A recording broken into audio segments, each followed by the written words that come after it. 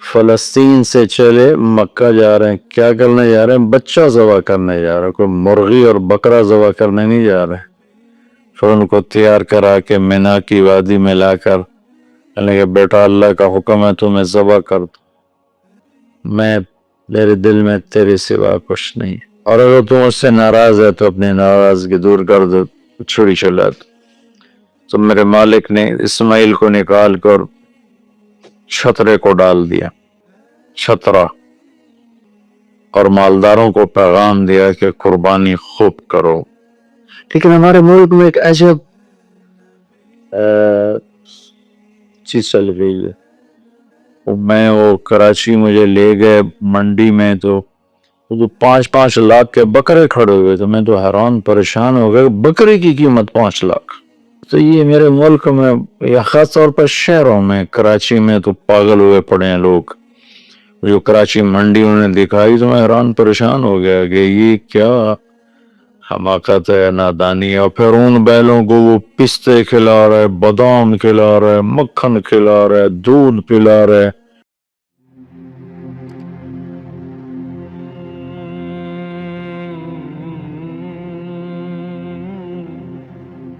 تو ان 10 دنوں میں عبادت کا ذوق بڑھنا چاہیے، نوافل بڑھائے جائیں، ذکر بڑھائے جائے، تلاوت بڑھائی جائے، ہمت ہو تو روزے رکھے جائیں۔ خاص طور پہ 9 تاریخ کا روزہ، پچھلے سال کے سارے گناہ معاف ہو جاتے ہیں، یہ ایک دن کا جو روزہ ہے۔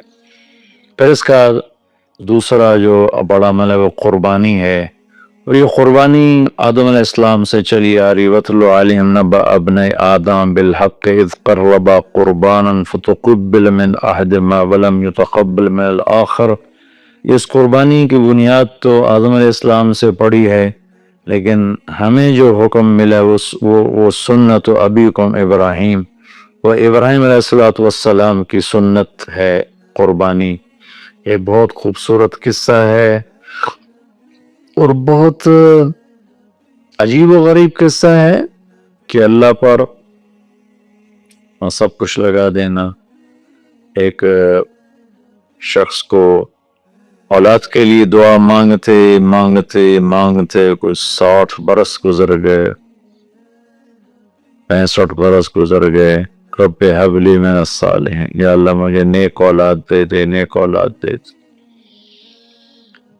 نیک اولاد میری 84 سال کی عمر میں، اللہ نے 84 سال کی عمر میں بیٹا دیا۔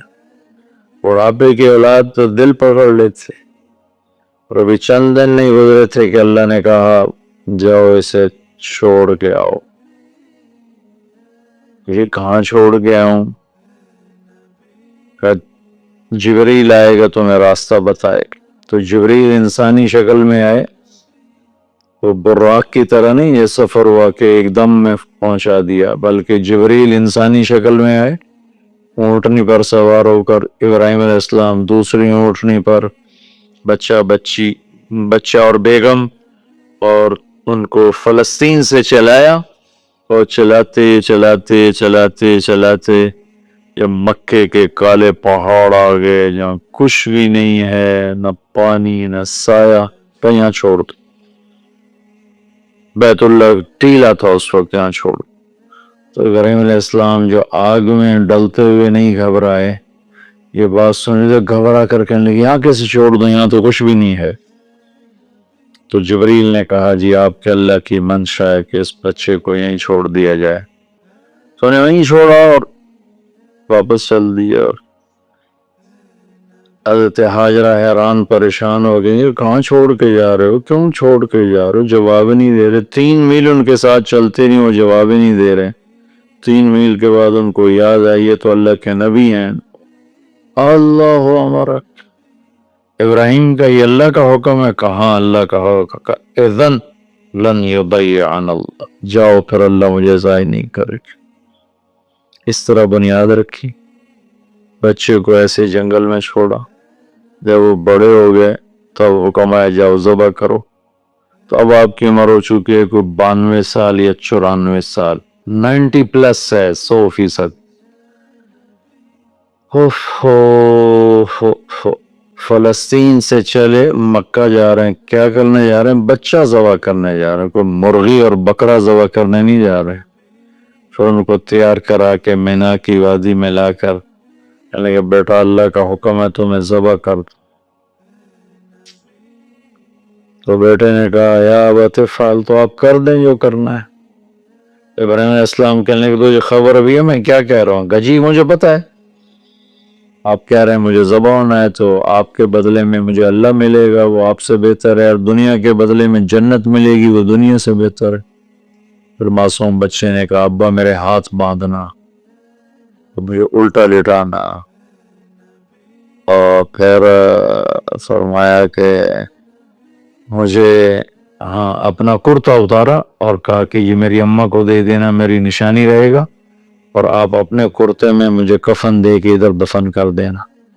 तो उनके हाथ बांधे, पांव बांधे, उल्टा लेटाया, अपना घुटना रखा उनकी कमर पर, उनके सर के बाल उठाए और थोड़ा सा ऊपर करके नीचे छुरी चलाने के लिए, एक हाथ में बाल थे एक हाथ में छुरी थी, और यूं आसमान को देखा कि अल्लाह तो मुझसे नाराज हो गया है कि इस्माइल की मोहब्बत ने मेरे दिल में जगह पकड़ ली है। नहीं मेरे मालिक, मेरे दिल में तेरे सिवा कुछ नहीं है, अगर मेरा कोई इम्तिहान है तो पास कर दे,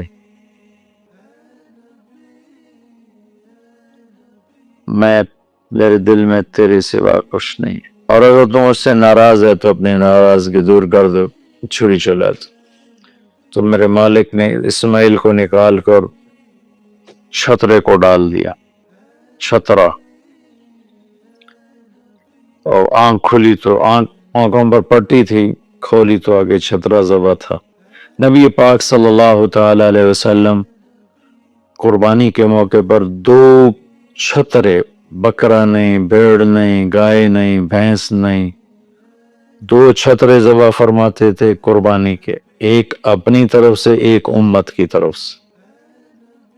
हज के मौका पर आपने 63 ऊंट ज़बा की, 63 ऊंट, जो एक ऊंट में 7 आदमी होते हैं, एक ऊंट में 7 आदमी होते हैं। तो इसको 441 42 441 कुर्बानियां आपने की अपनी तरफ से, और मालदारों को पैगाम दिया कि कुर्बानी खूब करो।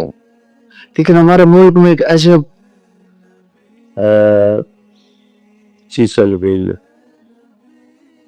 बैल ले लिया, 20 लाख का बैल ले लिया, ये सिर्फ फख्र है, रिया है और बनावट है, दिखावा है। आप 20 लाख के बकरे खरीदें ताकि गरीबों को गोश्त पहुंचे। 20 लाख का एक बैल लेके आपने कौन सा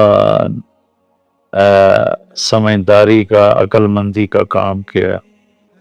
वो कराची मुझे ले गए मंडी में, तो 5-5 लाख के बकरे खड़े हुए थे। मैं तो हैरान परेशान हो गए, बकरे की कीमत 5 लाख। तो वो जो मालदार लोग हैं उनमें एक मुकाबला बन गया है और एक फख्र बन गया जी, मैं 20 लाख का ज़बा किया, मैं 10 लाख का ज़बा किया, हमने तो भाई 50 लाख का ज़बा कर दिया। मैं आप सब भाइयों की मिन्नत करता हूँ, अल्लाह ने आपको रिस्क दिया है तो आप बेवकूफ़ ना बने, आप उसको सही खर्च करें। आप 20 लाख के जानवर खरीदें, 20 लाख के आप बकरे ले लें, 20 लाख के आप आम दर्जे की गाय ले लें, आप भेड़े ले लें, आप ऊंट ले लें, बैल ले लें, 20 लाख के बैल ले लें, तो कितनी बड़ी कुर्बानी होगी और कितने गरीबों तक वो खाना जाएगा। 20 लाख का एक बैल लेकर आपने क्या कमाया, कौन सी नेकी कमाई आप। तो मैं आप अगर कोई मेरी बात पहुंच जाती है किसी ऐसे मेरे भाई तक जो ऐसा शौकीन है, यकीनन उसने अल्लाह के लिए बहुत बड़ा कदम उठाया कि 20 लाख खर्च कर दिए, लेकिन थोड़ी सी नादानी से काम लिया है, बल्कि बहुत बड़ी नादानी से काम लिया है कि 20 लाख जरा 4-5 मन 10 मन गोश्त पे लगा दिए, जबकि इसमें से 1000 मन गोश्त निकल सकता था अगर वो 20 लाख के बकरे ले लेते, 20 लाख की भेड़े ले लेते, छतरे ले लेते, दुम्बे ले लेते, 20 लाख के गाय आम खरीद लेते, اور بچڑے لے لیتے تو کتنے غریبوں تک یہ گوشت چلا جاتا. تو یہ میرے ملک میں یا خاص طور پر شہروں میں کراچی میں تو پاگل ہوئے پڑے ہیں لوگ. جو کراچی منڈی انہوں نے دکھائی تو میں حیران پریشان ہو گیا کہ یہ کیا حماقت ہے, نادانی ہے. اور پھر ان بیلوں کو وہ پستے کھلا رہے, بادام کھلا رہے, مکھن کھلا رہے, دودھ پلا رہے. وہ بیچارہ بیل بھی تھک موٹا ہو, بیچارہ تھک کے کھڑا ہوتا ہے. میں نے جلدی فارغ کرو, ذبح کرو, اس کی جان پسی ہوتی ہے. تو میں مالدار بھائیوں سے عرض کرتا ہوں کہ ایسی نادانی کے کام نہ کریں. اس قربانی کو اس طرح کریں کہ غریبوں کے لیے ایک دن اللہ نے رکھا ہے تو اس طرح کریں کہ غریبوں کو نفع پہنچے. یہ اس نادانی سے توبہ کریں کہ ایک بیل 10 لاکھ کا لے لیا, ایک بکرا 5 لاکھ کا لے لیا, اس پہ کتنا پیسہ آپ نے ایک تھوڑے سے بہت تھوڑا نفع کمایا, بہت زیادہ خرچ کیا. اس کے ساتھ آپ بہت بڑا نفع, چونکہ قربانی کے جانور جب ذبح ہوتے ہیں تو جتنے اس کے جانور کے جسم پہ بال ہوتے ہیں اتنی نیکیاں لکھی جاتی. 20,000 کا بکرا اچھا مل جاتا ہے تو 1 لاکھ میں 5 بکرے آ جاتے ہیں, اور 5 لاکھ میں 25 بکرے آ جاتے ہیں. ایک بکرا 5 لاکھ کا لیا, اس کے جسم پہ فرض کرو 1 لاکھ بال ہیں اور آپ نے 25 لیے تو 25 لاکھ آپ کی نیکیاں بڑھ گئیں. تو یہ بہت نادان طرز چل رہا ہے. میں آپ سب کی منت کرتا ہوں کہ اس طرح پیسہ ضائع نہ فرمائے, اللہ کی دی ہوئی امانت ہے. ایک بیل آپ نے 20 لاکھ کے لے لیا, 20 لاکھ میں تو 100 بکرے آ سکتے. 100 بکروں کے ذریعے سے کتنے لوگوں کی خدمت کی جا سکتی ہے. تو اس قربانی کو شوق سے بھی کریں. اور مستحب یہ ہے کہ جس کے جو قربانی کر خود ذبح کرے یا اس کی جگہ کھڑا, اس جگہ ذبح کرنے والے کے پاس کھڑا ہو. قربانی کے گوشت میں سے قربانی کی قیمت نہ دی جائے, قربانی کی اجرت نہ دی جائے, اجرت اس کے علاوہ دی جائے, اور اس کی کھال کا صدقہ کر دیا جائے. جہاں آپ مناسب سمجھیں آپ اس کا صدقہ کر دیں تاکہ وہ بھی اللہ کے راستے میں خرچ ہو جائے, استعمال ہو جائے. تو ان 10 دنوں کی اللہ تعالیٰ نے بڑی فضیلت رکھی ہے. اللہ تعالیٰ ہمیں ان کی قدردانی کی توفیق نصیب فرمائے. السلام علیکم. Mm-hmm.